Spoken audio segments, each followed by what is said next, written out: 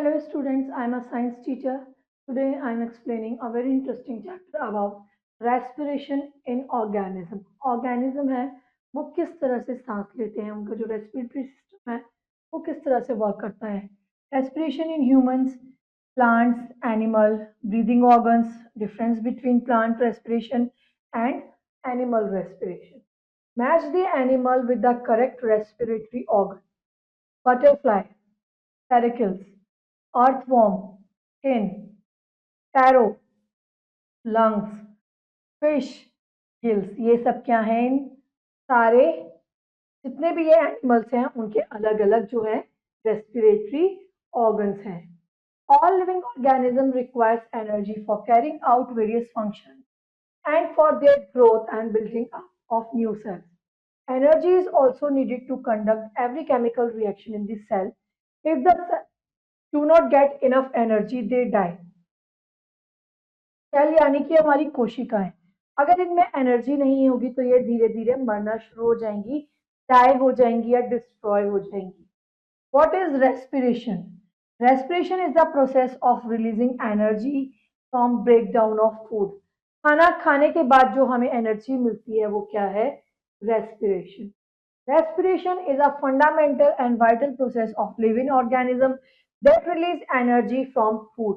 During this process, the sugar present in food combine with oxygen and break down into simpler substance in the cell. क्या होता है? जो हम खाना खाते हैं वो शुगर और ऑक्सीजन के को ब्रेक डाउन कर देता है और क्या होता है? हमारे सेल्स में एक सिंपलर फॉर्म सब्सटेंस क्रिएट करता है. This reaction of sugar with oxygen called oxidation. Sugar और ऑक्सीजन की जो रिएक्शन होती है उसको हम क्या बोलते हैं? ऑक्सीडेशन. रिलीज एनर्जी, जो हमें ताकत देती है. The energy release is used for various biological function. अब जो ये एनर्जी रिलीज होती है उससे हमारे काफी सारे बायोलॉजिकल चीजें कंप्लीट होती हैं. Respiration in living organism consist of following two main process. अब लिविंग ऑर्गेनिज्म में जो रेस्पिरेशन है वो दो तरह से होता है. एक्सटर्नल रेस्पिरेशन और ब्रीदिंग यानी सांस लेना. Breathing is a process by which an organism take in air rich of oxygen from surrounding an environment and give out air rich in carbon dioxide. The oxygen in the carried of blood of each cell. जब हम सांस लेते हैं जो oxygen है वो हमारी body के हर एक सेल और हर एक बॉडी पार्ट में पहुंच जाती है. The second part of respiration takes place. उसके बाद जो है सेकेंड पार्ट शुरू हो जाता है रेस्पिरेशन का. And adult breathes in breath 15 to 80 minutes in a minute during exercise or physical activity. The breathing rate increase approximately 25 times per minute and because becomes deeper.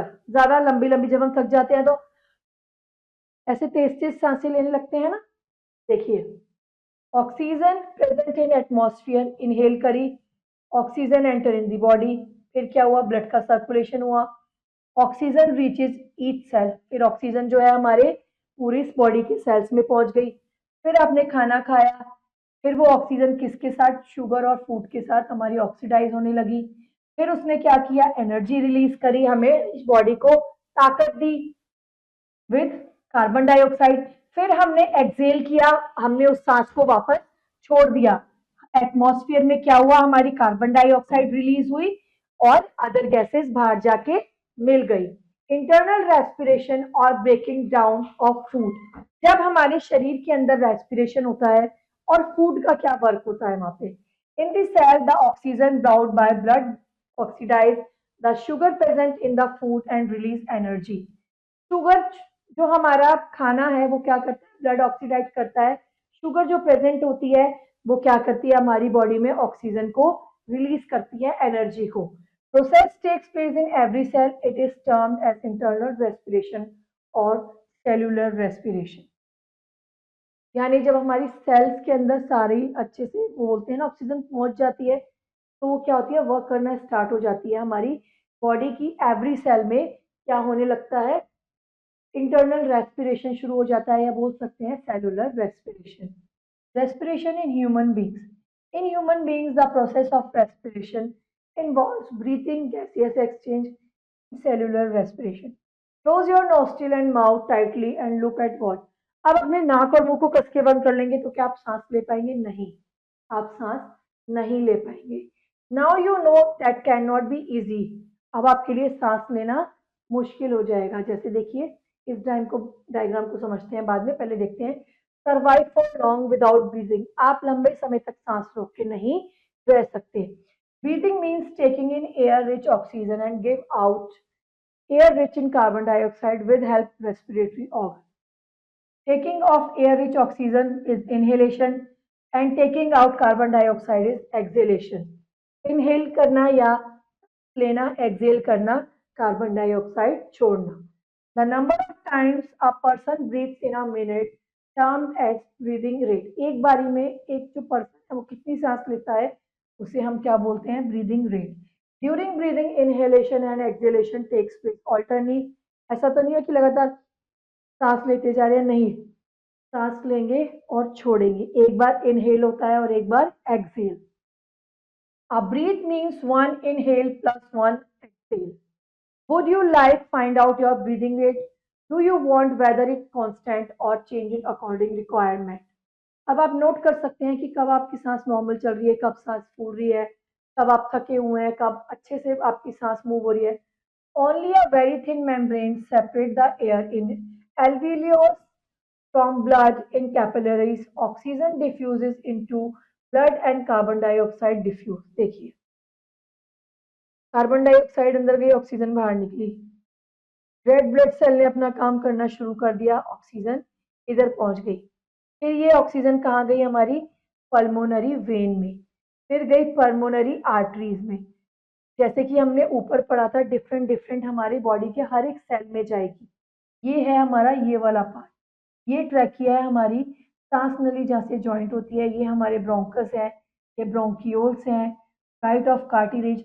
ये हमारे लंग्स हैं जहाँ पे हमारा रेस्पिरेशन का काम होता है, जहाँ हम ऑक्सीजन लेते हैं और यहाँ से ऑक्सीजन हमारे बॉडी के डिफरेंट डिफरेंट पार्ट्स में या सेल्स में जाती है और कार्बन डाइऑक्साइड बाहर निकल जाती है. The pulmonary arteries begin deoxygenated blood from heart and exchange of gases takes place at alveoli. The pulmonary veins return oxygenated blood in the heart. अब जब यहाँ ऑक्सीजन आ गई तो ये पल्मोनरी वेन्स जो है ये क्या काम करेंगी? जितना भी ऑक्सीजनेटेड ब्लड होगा, ऑक्सीजन वाला ब्लड होगा, वो हमारे सारे बॉडी पार्ट्स में पहुंच जाएगा. और जितना भी डीऑक्सीजनेटेड ब्लड होगा यानी कार्बन डाइऑक्साइड होगी, वो हमारी बॉडी से बाहर निकल जाएगी.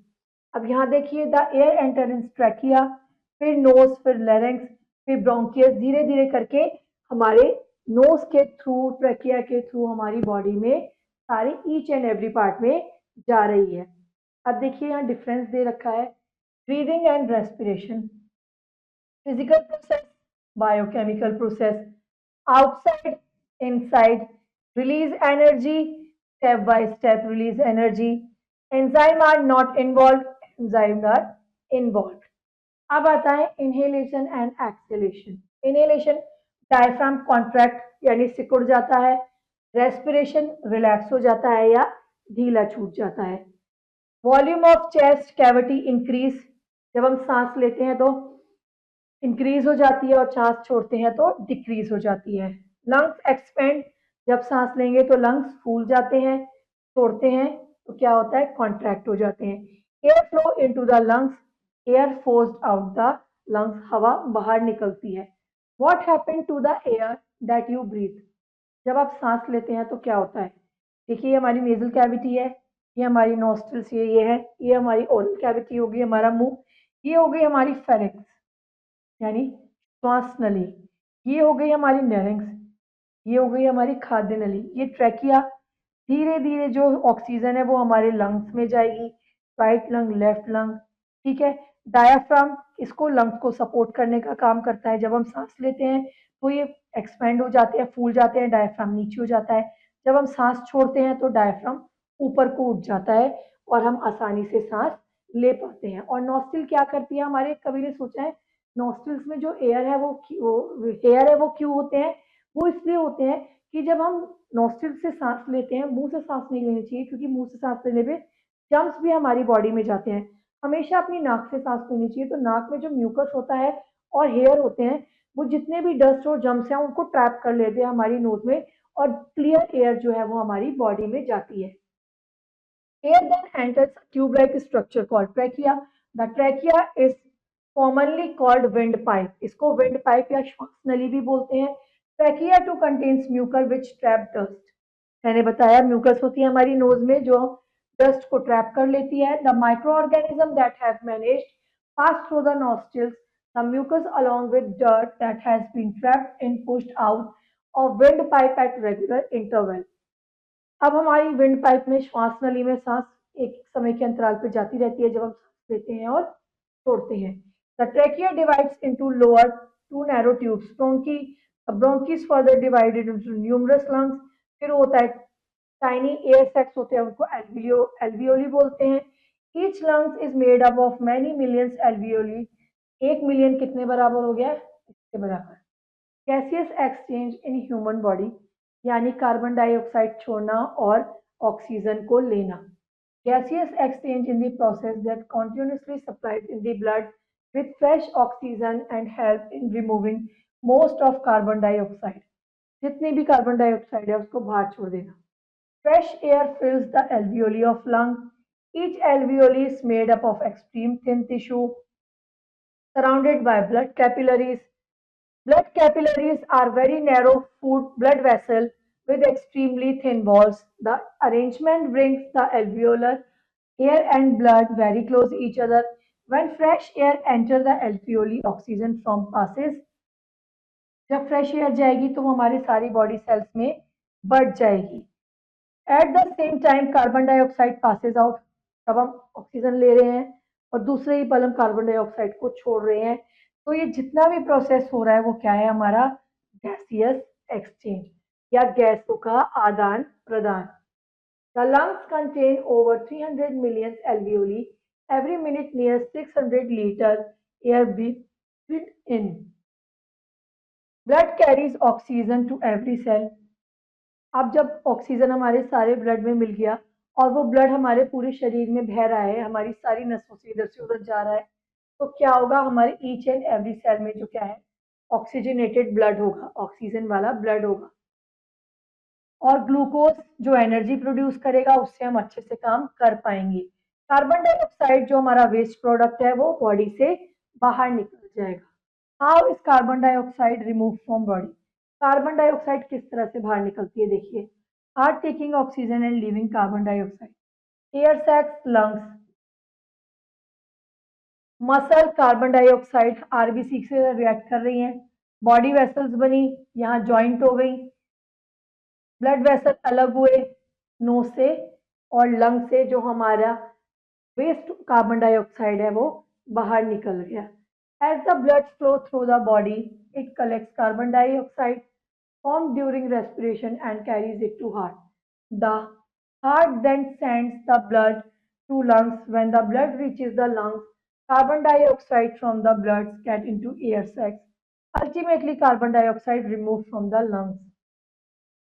सांस लेंगे, छोड़ेंगे, तो लंग्स में जितना भी हमारा कार्बन डाइऑक्साइड है वो बाहर निकल जाएगा। Test for presence of carbon dioxide. Dissolve a pinch of calcium hydroxide in half glass of tap water and obtain lime water. Pour lime water into clean transparent water. Raise your mouth over the bottle and breathe out air into several times. Does the lime water turns milky? जब आप सांस लेंगे और छोड़ेंगे उस bottle के मुंह पे, अगर जो आपका लाइम वाटर है, जो नींबू वाला पानी है, वो दूध जैसे कलर का हो गया, तो उससे क्या प्रेजेंट होता है कि कार्बन डाइऑक्साइड जो है वो वाटर और हमारे लाइम वाटर और एयर के साथ रिएक्ट कर रही है। What do living things need to constant supply of oxygen? जितनी भी लिविंग थिंग्स है, क्या उनको हर समय ऑक्सीजन की जरूरत है? जी बिल्कुल है। जिंदा रहने के लिए सांस लेना बहुत जरूरी है। The body of living organism work all time. To work the body needs energy. Living organisms also need energy to keep themselves warm. They obtain energy by burning glucose in cells. This process is called cellular respiration. Brain cells need oxygen all time. If oxygen is not available to brain cells, for a few minutes they die, they can not be replaced. अगर आप proper सांस नहीं ले पाएंगे, जो brain cells हैं वो dead हो जाएंगी। Cellular respiration is of two types, aerobic and anaerobic. Aerobic जिसमें क्या होता है, ऑक्सीजन की प्रेजेंस बहुत जरूरी है। All kinds of plant, animal, most microorganisms obtain energy aerobic respiration. In this type of cellular respiration, organisms use oxygen to release energy. इसमें क्या जरूरी है, ऑक्सीजन बहुत जरूरी है। ग्लूकोज ऑक्सीजन मिलके बनाते हैं carbon dioxide, water plus energy release करते हैं।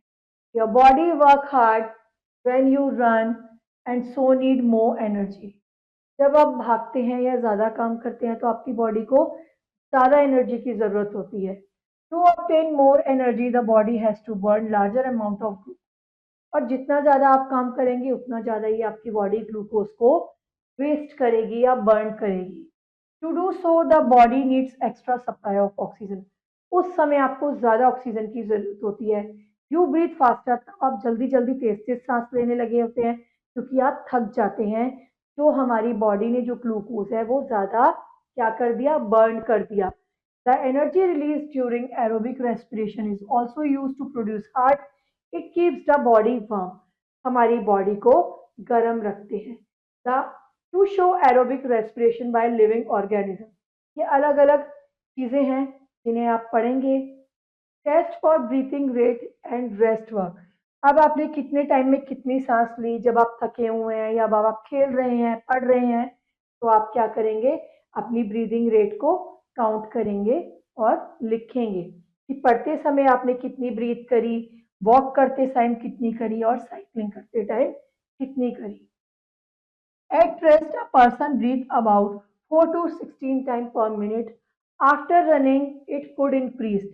अब जब आप नॉर्मल बैठे होंगे तो 14 से 16 बार एक मिनट में सांस लेंगे, लेकिन जब आप भाग रहे होंगे तो ब्रीदिंग रेट क्या होगी, इंक्रीज हो जाएगी, बढ़ जाएगी। तब आप 60 टाइम पर मिनट में एक बार सांस लेंगे। फिर आता है हमारा anaerobic respiration. Cellular respiration occurs in absence of oxygen, इसमें ऑक्सीजन की जरूरत नहीं होती। The process is known as anaerobic respiration. Anaerobic respiration produces much less energy as compared to aerobic respiration. Aerobic respiration is more efficient process. While playing games, football, hockey, basketball, we all overexert muscle. At such time when muscles fail to receive enough oxygen, they respire anaerobically, produce lactic acid. The person developed cramp and is forced to rest for a while. अगर आप थक जाएंगे, सांस लेंगे और respiration complete नहीं होगा तो क्या होता है, कई बार हमारी बॉडी पार्ट्स अकड़ जाते हैं, क्रैम्प्स आना शुरू हो जाते हैं, एटन्सी होनी शुरू हो जाती है हमारी बॉडी के अंगों में। तो वो किस वजह से होती है, ऑक्सीजन की कमी से। Cramps are temporary while the person relax, muscle collect enough oxygen. और जब आप रेस्ट करेंगे, मसल्स को प्रॉपर ऑक्सीजन मिल जाएगी, आपका जो भी जहाँ जिस एरिया में भी क्रैम्प आए हैं वो धीरे धीरे सही होना शुरू हो जाएगा।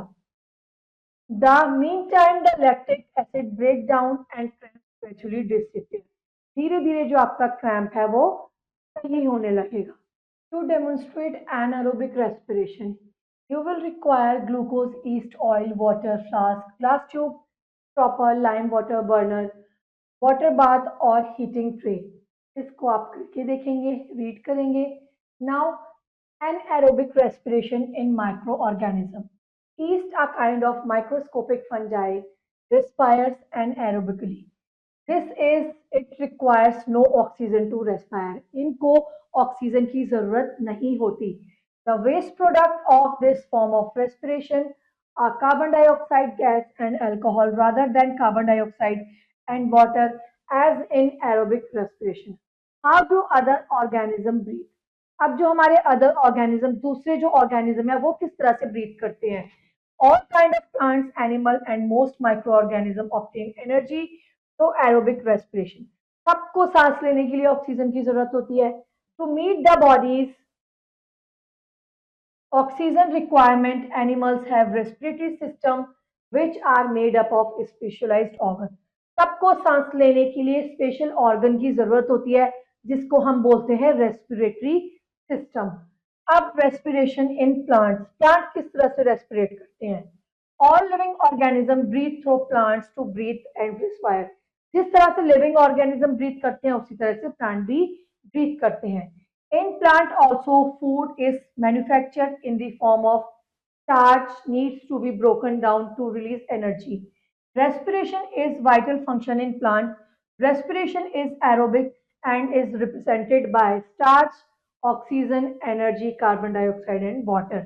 In plants, breathing takes place through tiny holes जिनको हम स्टोमेटा बोलते हैं, जो लीफ की सरफेस के नीचे होते हैं, निचले साइड पे टाइनी होल्स होते हैं, उनको स्टोमेटा बोलते हैं। जिनका काम होता है एयर को ट्रैप करना, यानी कार्बन डाइऑक्साइड को ट्रैप करना, और प्लांट उसके थ्रू ब्रीथ करता है। Oxygen is absorbed and carbon dioxide is given out. All plants need supply of oxygen because they carry out respiration all time. The plants normally do not have organs to breathe. Plants के पास organ नहीं होते breathe करने के लिए, इनके अलग अलग organs नहीं है, लंग्स नहीं है, ट्रैकिया नहीं है, विंड पाइप नहीं है।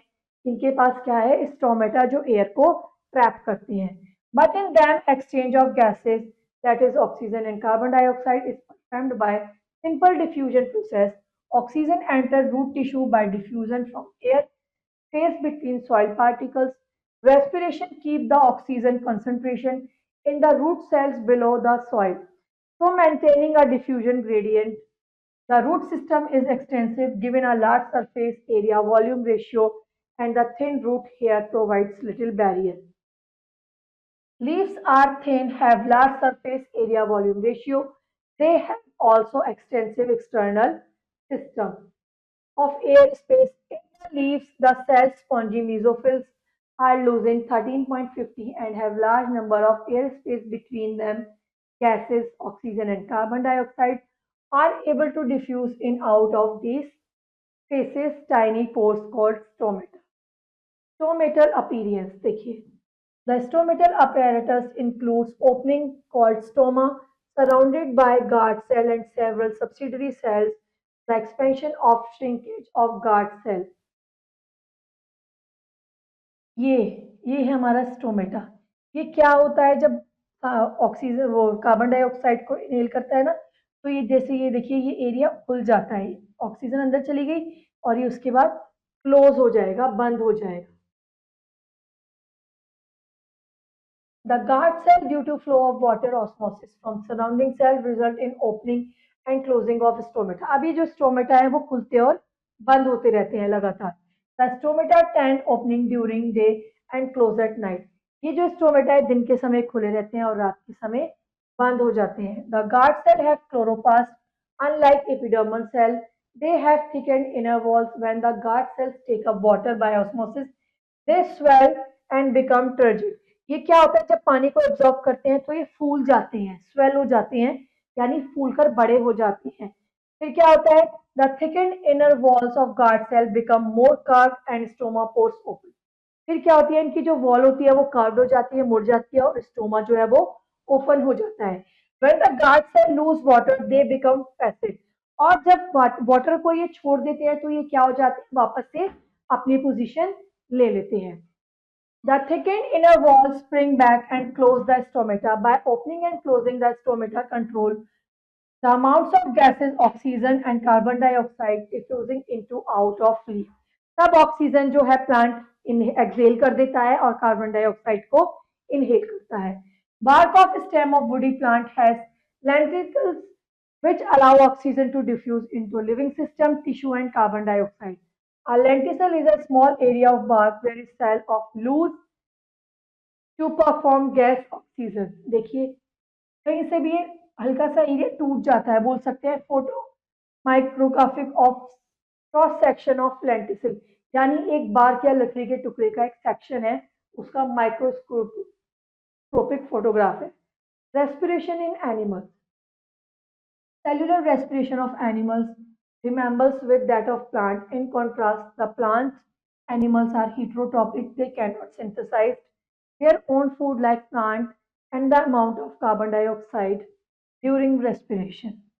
Animals also fail to produce oxygen in contrast of plant. Digestion of animal result in production of simple energy. circulatory system these compounds and transported to all body cells where are dioxidized reaction of cellular respiration. Oxygen is used to stop particles of mitochondria and energy is also released in mitochondria.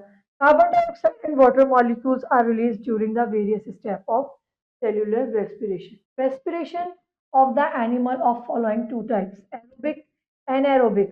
First one is aerobic. Aerobic respiration glucose molecules are broken down into water and carbon dioxide.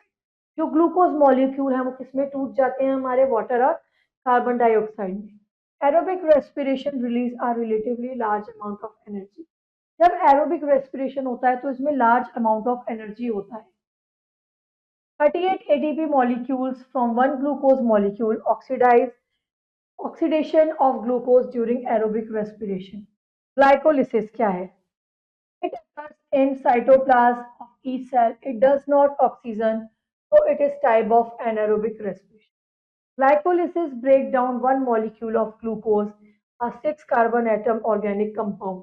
देखिए क्या होगा ये हमारा ग्लाइकोस है glucose है ये glycolysis में टूटा पायरुवेट हुआ रिएक्शन हुई एसिटाइल एसिटाइल बना फिर क्या हुआ ये क्रैब्स साइकिल में टूटेगा CO2 रिलीज होगा FADH रिलीज होगा और NAFT यानी इलेक्ट्रॉन ट्रांसपोर्ट चेन बन जाएगी उससे हमारे हाइड्रोजन एटम रिलीज होंगे और वो हाइड्रोजन एटम हमारे किस में ब्रेक डाउन हो जाएंगे ऑक्सीजन और वाटर में क्योंकि जो हमारा हाइड्रोजन है वो किससे मिलके बना है ऑक्सीजन और वाटर से ये क्या हो गया summary of aerobic respiration the link reaction it occurs mitochondria the link glycolysis with tricarboxylic acid TCA cycle of Krebs cycle it exchange each pyruvate into acetyl coenzyme A or acetyl CoA the link reaction is also called oxidative decarboxylation फिर आता है हमारा tricarboxylic acid TCA या Krebs cycle it takes place in matrix of mitochondria ये mitochondria में जाके complete होता है into molecules of carbon dioxide and water फिर आता है electron transport chain This set of reaction need oxygen and occurs on inner membrane of mitochondria. It prepares energy-rich compounds called ATP, adenosine triphosphate. Adenosine triphosphate, ATP. By utilizing hydrogen atom and electron release during glycolysis, link reaction, and TCA cycle, the hydrogen atom are picked up from the following. NDA, nicotinamide adenine dinucleotide, FAD flavin Adin dinucleotide अब आता है हमारा एनाएरोबिक respiration इसमें क्या होता है glucose यानी carbon के 6 ऑलिव पायरुवेट और हमारे lactate it occurs without oxygen in skeletal muscle during heavy exercise and involves glycolysis which break down glucose pyruvate अब यहाँ पे क्या होते हैं जो हमारे ऑक्सीजन मसल हैं वो जब हम हैवी एक्सरसाइज करते हैं तो क्या होता है ग्लाइकोलिसिस जो है वो हमारा ग्लूकोज और पाइरुवेट में टूट जाता है in prevailing anaerobic condition the pyruvate is reduced lactate फिर पाइरुवेट क्या रिलीज करता है हमारा लैक्टेट रिलीज करता है when this lactate accumulates in muscles it causes fatigue of muscles aerobic respiration leading to lactate formation result ATP release होता है और साथ में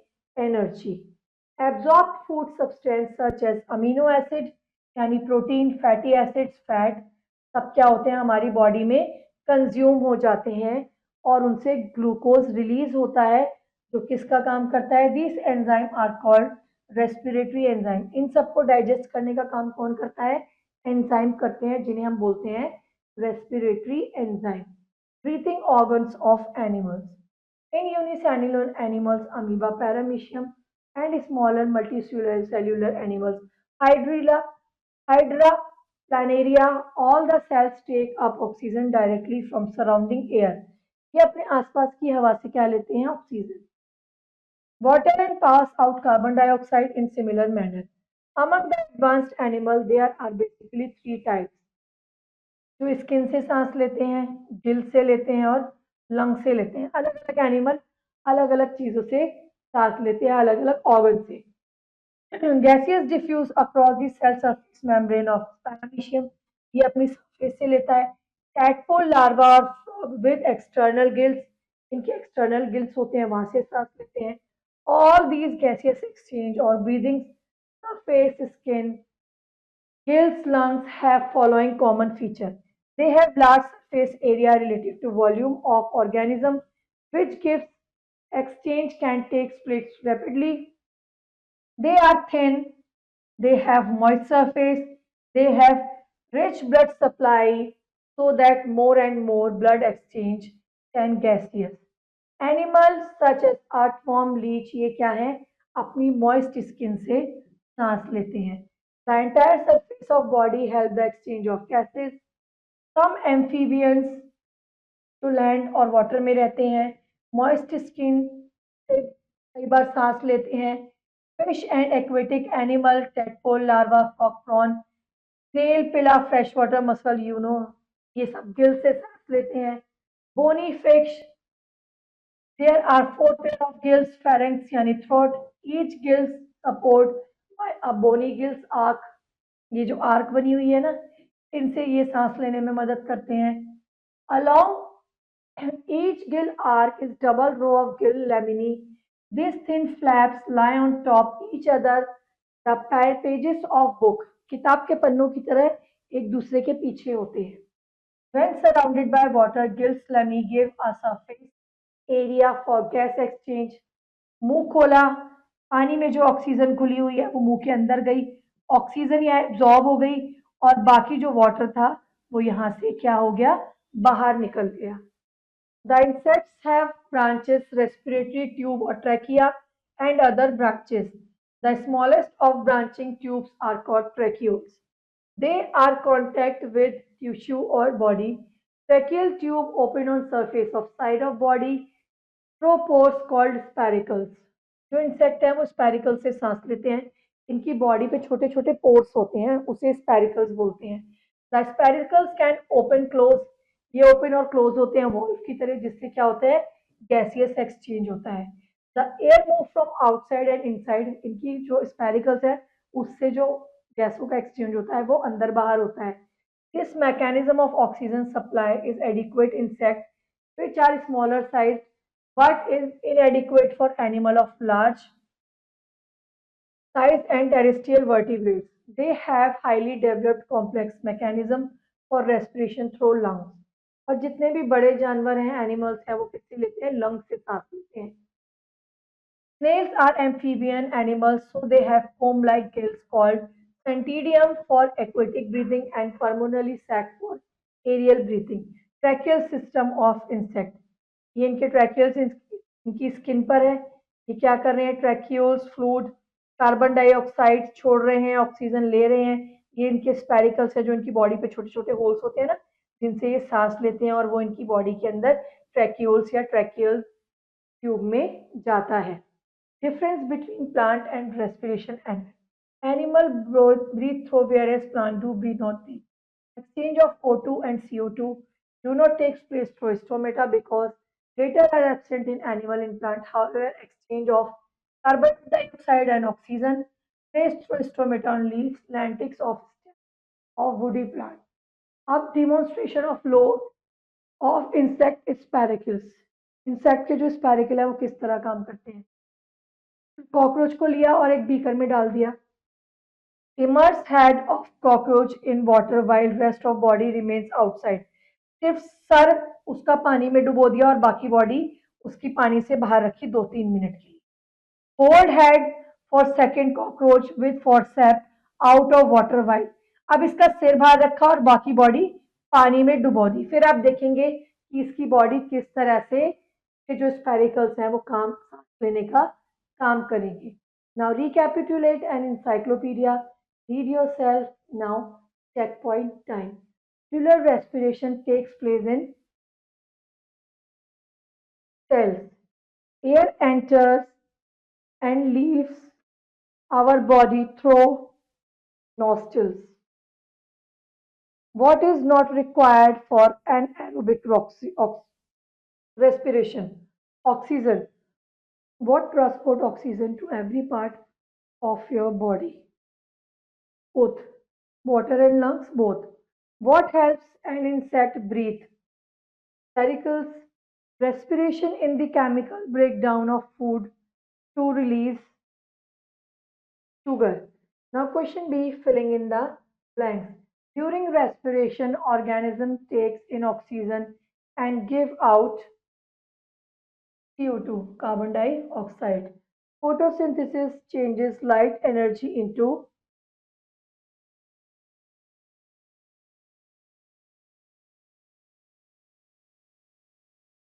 chemical energy. Respiration without oxygen is called anaerobic.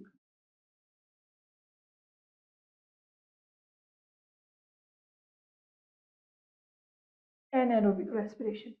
The exchange of oxygen and carbon dioxide between air, blood, and body tissue is known as gas.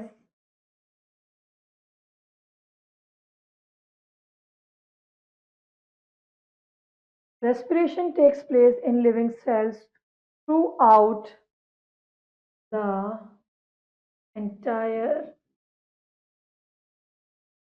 life span. तब तक process होता है जब तक उनका जीवन होता है यानी entire life span. Now write T for true and F for false statement.